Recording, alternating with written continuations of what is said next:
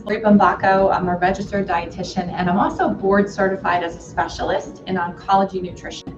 Maybe you remember me from the summer when I took part in a 6-week series of videos called Talking Nutrition with Lori.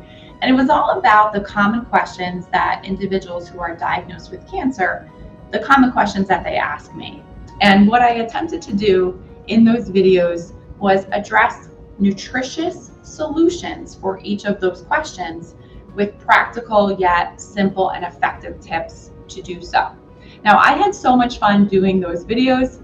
I was asked to present some more videos and I jumped at the chance to do it.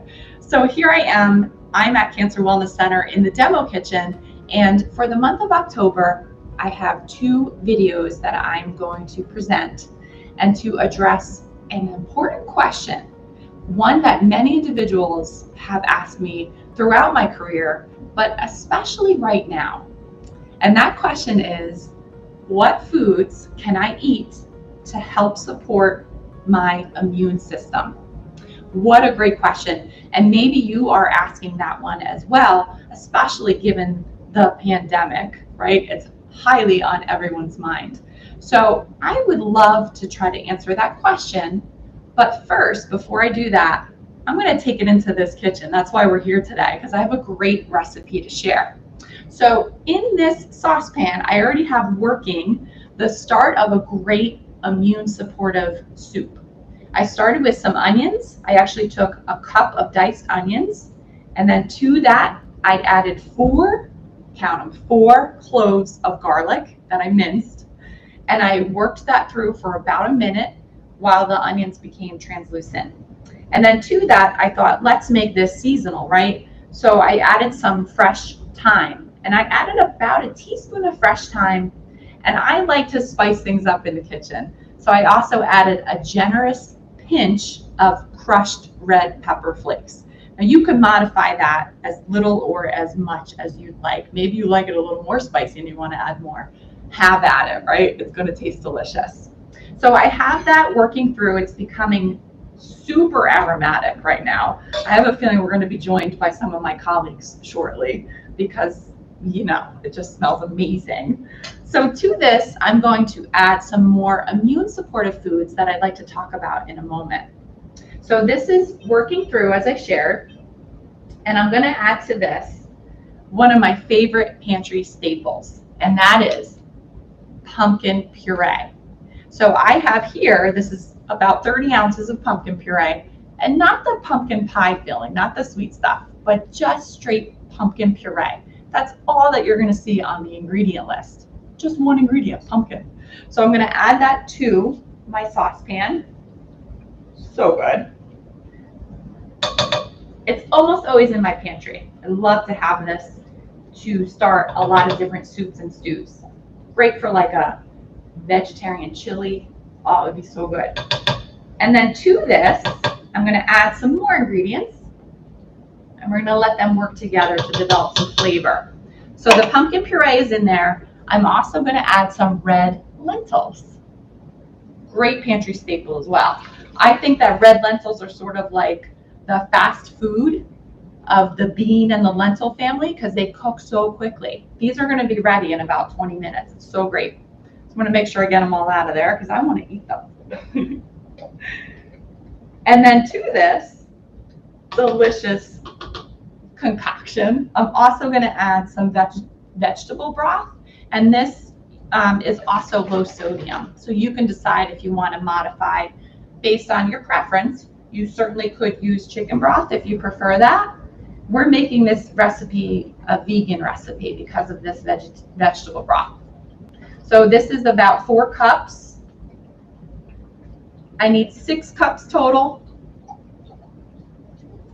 So I'm going to just add some extra water, but you could use all broth if you prefer that deep flavor. That's what broth does, right?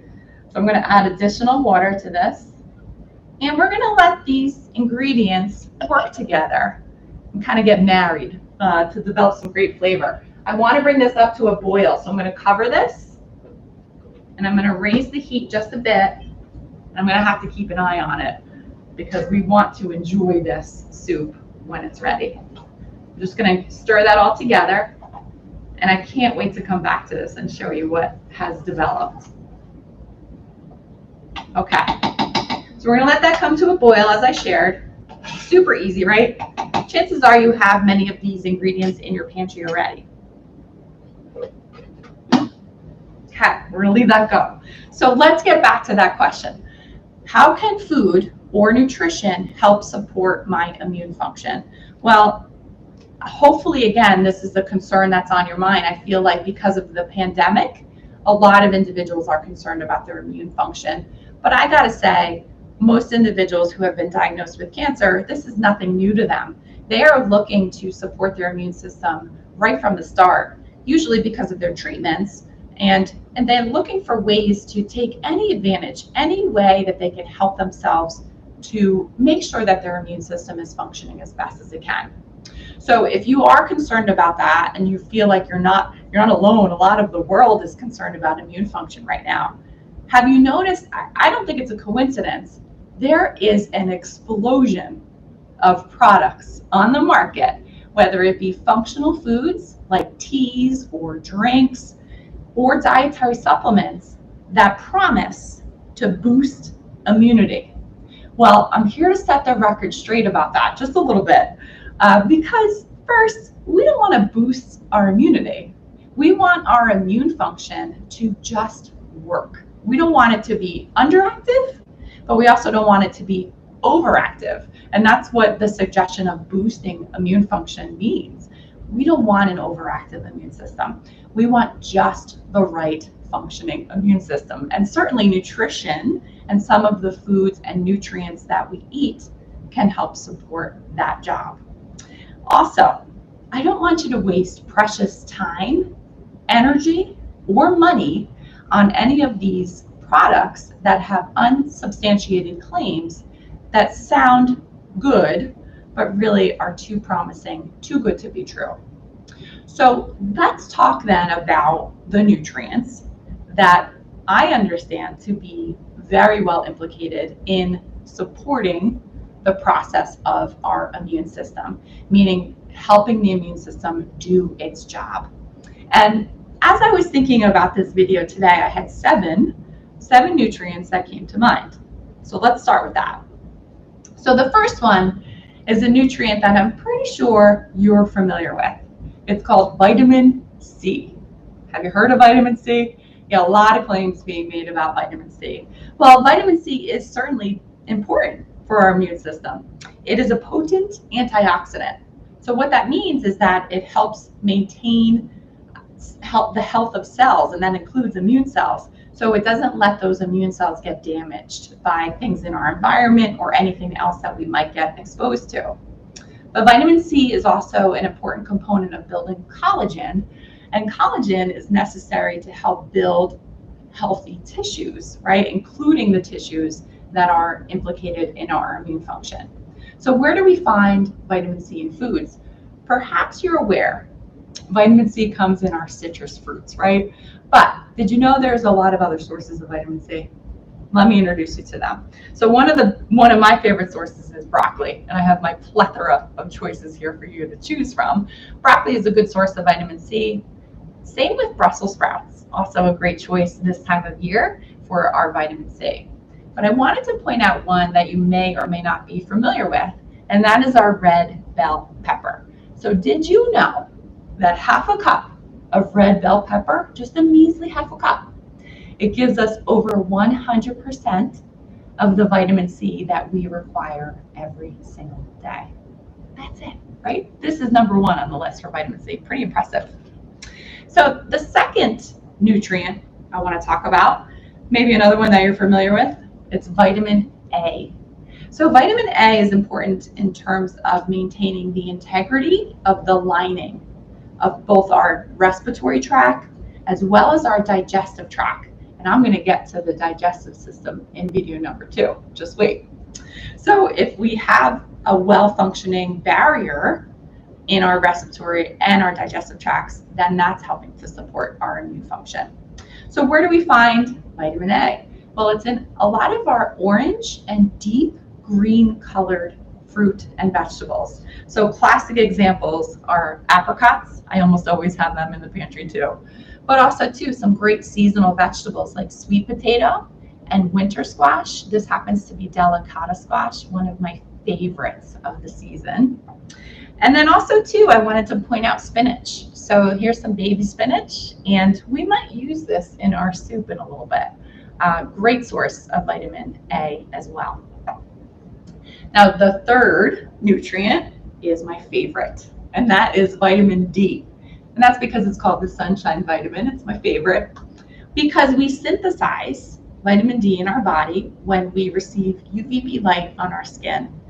And vitamin D is sort of more than responsible for the skeletal system. It's a master regulator. So what that means is that it helps our body, it helps our immune system control infections, and it also helps to reduce inflammation, a really important part of the immune function. Now, did you know that over 90% of us do not eat adequate amounts of vitamin D? And that's because it's not readily found in a lot of our food choices. So we do the best we can, and we try to get some sensible sunlight at the same time. So where we find vitamin D is in fatty fish like salmon, but also too in the yolk of an egg, and then also too our fortified dairy products and dairy alternative products. We want to look for that vitamin D on the label. Now the fourth nutrient is vitamin E. So vitamin E is another antioxidant, very similar to vitamin C, right? Vitamin E helps to repair damaged cells, and that also includes our immune cells. It also helps to maintain the integrity of the membrane of cells, so it lets the immune cells stay healthy and do their job and really perform at their best. Now, did you know that there are 8 different forms of vitamin E? There's 8 different forms. That's crazy.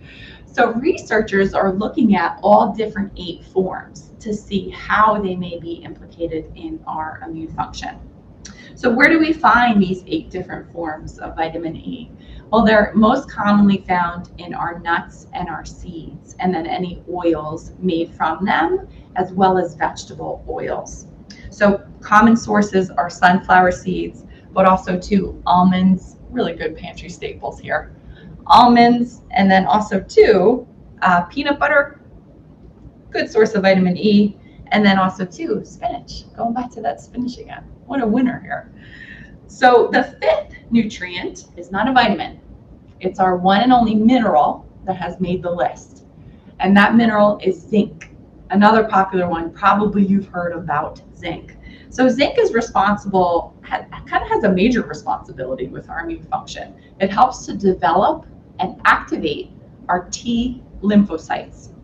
And they're sort of key players on the immune system's team. We need those T lymphocytes to be working well.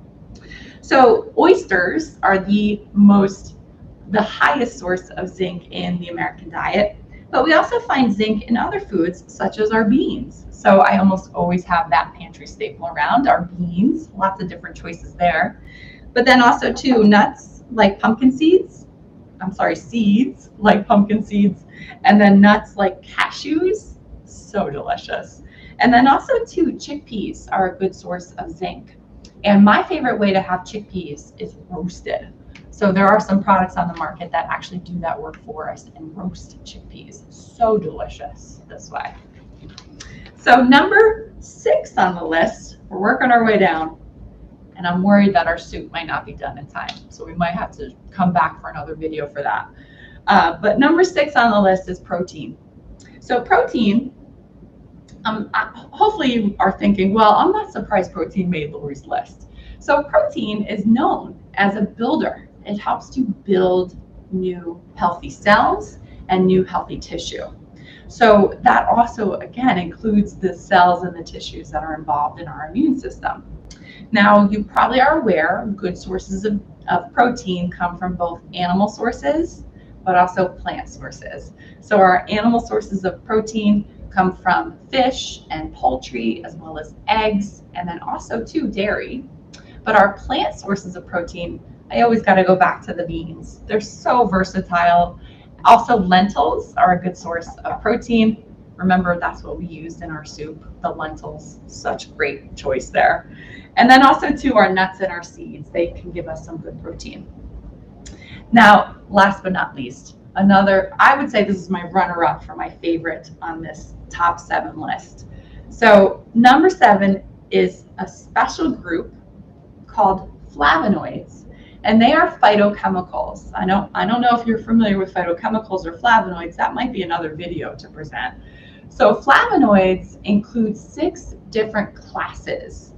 Crazy. So there's a lot of different flavonoids that we can eat in foods, but what they are found in, they are plant chemicals, right? Phytochemicals, plant chemicals. So these are special compounds that are only found in plant foods. And experts don't have a recommendation for how much to eat every day. So we probably just want to eat as much as we can regularly. Now, phytochemicals, including flavonoids specifically, they help to repair damaged cells. So they almost act like antioxidants. But not only that, they're like double duty. They also have anti-inflammatory properties. So all very important things for our immune system to function the way we want it to. So where do we find these flavonoids? We find them in whole soy foods like tofu, another pantry staple of mine. And then also too, tea. So hopefully you're enjoying your tea regularly as our weather is changing. But then also too, berries and citrus, as well as celery. And then some of our herbs and spices like dill, oregano, and parsley, and thyme in the soup all contain flavonoids. Now, researchers are looking at a special flavonoid called quercetin, and this may have special implications for our immune system to function the way we want it to function. And where do we find quercetin? We find it in some really great pantry staples, onions, and the whole family of onions. So I actually have shallot here too, because I would shave some shallot and put that on top of my soup if I could. But then apples, another great source of quercetin.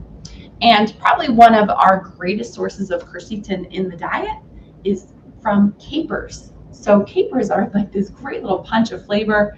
Don't be afraid to try some of your recipes using capers and experimenting with that great flavor bomb, as I put it, because it's going to give you a whopping dose of quercetin. So there you have it. Those are my 7 nutrients to consider as it relates to supporting your immune function. Now, it looks like I'm just out of time and my soup isn't quite ready. So what I'm going to do, I promise, I will share another clip or another image at least with the recipe so that you can see how I created in this little pot and in my bowl some great goodness, some delicious goodness that will support my immune function. So after this comes to a boil, I'm going to add some fresh spinach. I'm going to just finish it off with that fresh spinach, and then I'm going to pour my bowl and I'm going to top that with some pumpkin seeds and then some fresh parsley and then maybe some fresh cracked pepper. Doing this is going to check off almost each and every one of those nutrients that I listed in my top 7 list. The only one that's missing is vitamin D, but I'm going to go for a walk and try to get some sunshine to get that vitamin D. So I hope you learned a little bit more today about some of the key nutrients that are involved in helping to support our immune function. In my second video, in just a few weeks, I'm going to share specifically how our gut is implicated in immune function and how some of the foods that we might eat can help support good gut health and in turn support our immune function. A whopping 70% of our immune function resides in our gut, so we want to take care of it. Thank you all so much for watching. I look forward to seeing you again, and happy autumn.